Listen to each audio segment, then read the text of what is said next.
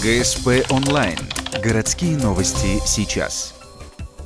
Среда, 18:00. Музыкальная школа номер 1. Концерт Русского народного оркестра. Он посвящен Международному дню музыки. Даже название соответствует. Музыка на все времена. Задействовано 29 инструментов. Под руководством дирижера музыканты исполняют 13 произведений. Например, Александра Бородина «В монастыре» и Антонина Дворжика «Славянский танец». Концерт, беседа, что ли. То есть я не делаю его помпезным, потому как каждый коллектив